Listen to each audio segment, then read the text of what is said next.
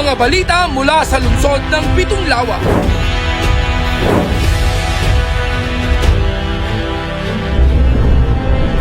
Mga pabatid mula sa alkalde sa mga tanggapan ng lokal na pamahalaan at pangnasyonal. Mula sa sangguniang panglungsod, isisiwalat at ilalathala.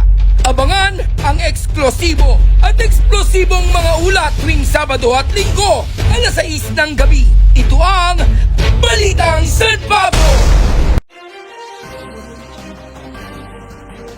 Narito na ang mga balita para sa linggong ito.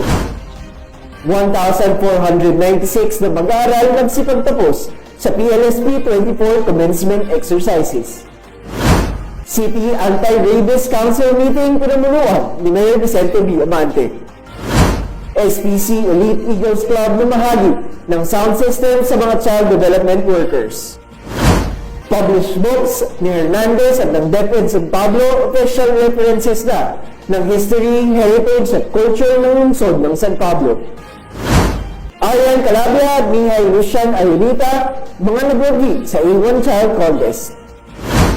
Mga programa ng City Information Office Month, selebrasyon ng National Census at Police Community Relations Month, inihayag sa pagtataas ng utawad. Magbayad lamang ng tubig sa mga authorized payment centers.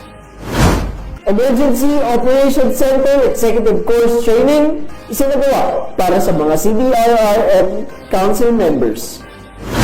Magandang araw, lungsod ng San Pablo. Magandang araw, San Pableños. Para sa mga balita.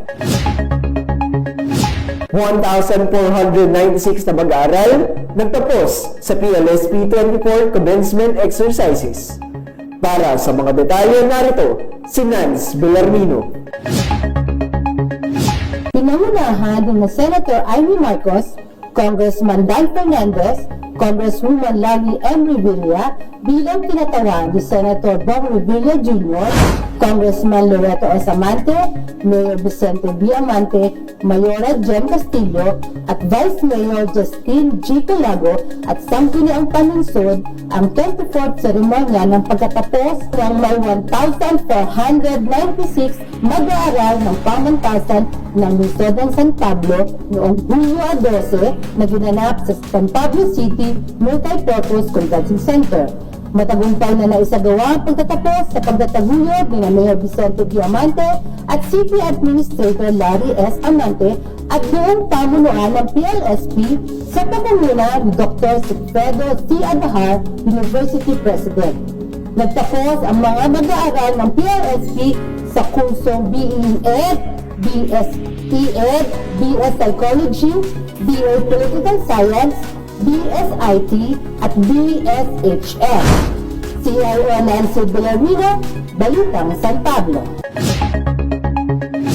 City Anti-Rabies Council Meeting pinamumunuan ni Mayor Vicente B. Amante. Para sa mga detalye, narito si Marjorie Gatchalian. Isinagawa ang pagpupulong ng City Anti-Rabies Council noong July 9 sa Alondra Hall, Highlands, Barangay San Jose sa pamumuno ni Mayor Vicente B. Amante.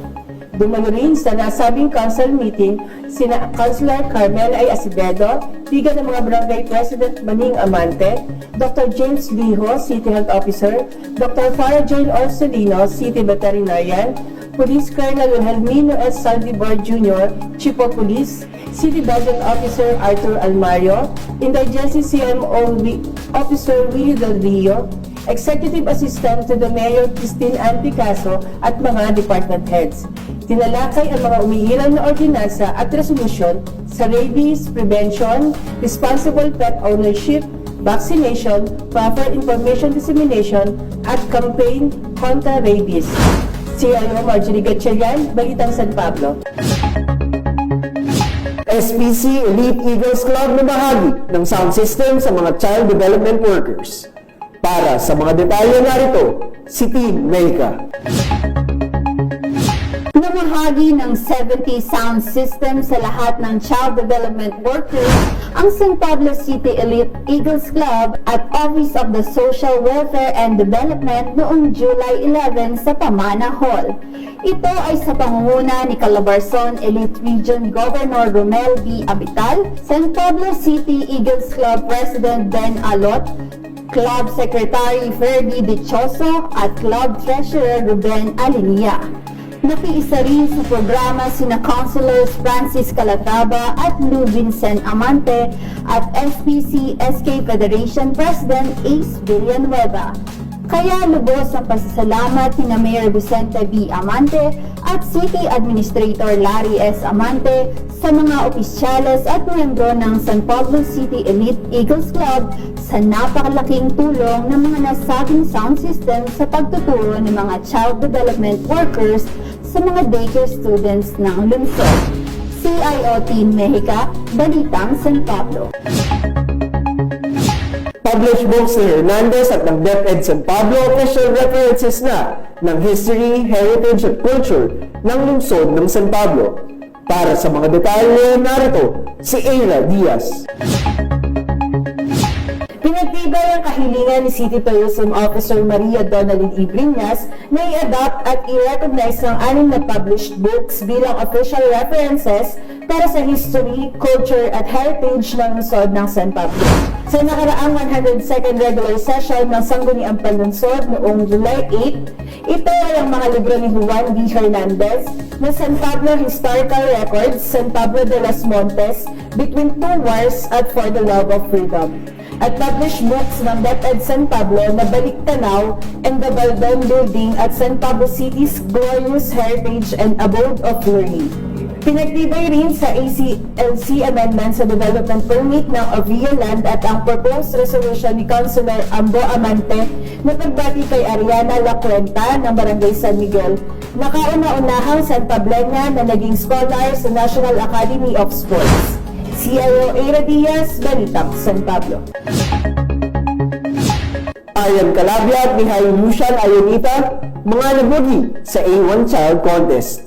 Para sa mga detalye narito, si Bill Almanza. Itinanghal na A1 Child sina Arian Calabia ng Barangay Santisimo Rosario at Mihail Lucian Ayonita ng Barangay Santiago do. Sa naganap na A1 Child Contest ng 50th Nutrition Month Celebration noong July 12 sa Pamana Hall. Ito ay sa pagtataguyod ng City Population Office sa pamumuno ng City Population Officer Maylin P. Berequito at sa pakikipagtulungan ni Mayor Vicente B. Amante. Ang A1 Child Contest ay hindi lamang pagdiriwang ng mga natatanging talento ng mga batang kalahok, hindi nagbibigay din ng liwa ng pakikiisa sa komunidad ang angkop na sistema ng Nutrition Month. CIO Din Almanza, Balitang San Pablo. Mga programa ng City Information Office Month, selebrasyon ng National Census at Police Community Relations Month, inihayag sa pagtataas ng Watawa. Para sa mga detalye narito, si Alan Darwin Paborito. Pinangunahan ni City Information Officer Enrico B. Galicia at mga kawani ng City Information Office ang pagtataas ng watawat noong July 15 sa Pamana Hall. Kanyang binanggit ang mga innovative programs ng CIO, ang Balitang San Pablo, BIO in Action, Servisyo, Basa pa Newsletter at ang pagdiriwang ng 32nd CIO Anniversary sa July 27. Nag-announce naman ang PNP San Pablo ng kanilang selebrasyon ng Police Community Relation Month. Ipinabatid naman ni Laguna Provincial Statistics Officer Magdalena Cerqueña ang mga programang nakalaan para sa selebrasyon ng National Census Month. Kasama rin sa mga dumalo sa mga programa ang mga opisyal ng Barangay Information Officers. Sa panguna ni BIO President Aljon Luis Guilla na isa rin kagawa ng Barangay San Roque. CIO Alan Darwin Paborito, Balitang San Pablo. Magbayad lamang ng tubig sa mga authorized payment centers. Para sa mga detalye narito, si Wilbert Oshana. Ipinababatid ng San Pablo City Water District sa lahat na magbayad lamang ng water bill sa mga authorized payment centers. Kung magbayad lamang sa SPCWD Main Office sa Maharlika Highway, SPCWD Branch Office sa San Pablo City Shopping Mall and Public Market, SM Bills Payment, Veterans Bank, Land Bank, and Direct GCash Payment. Wala pa rin matatanggap o may bibigay na official receipt sa San Pablo Water District para sa mga transaksyon o anumang pagbabayad sa anumang hindi autorisadong payment service. CIO Roberto Siana, Balitang San Pablo. Emergency Operations Center Executive Course Training isinagawa para sa mga CDRRM Council members. Para sa mga detalye narito, si Lloyd Arias. Isinagawa noong July 11 ang Emergency Operations Center Executive Course Training para sa mga CDRRM Council members.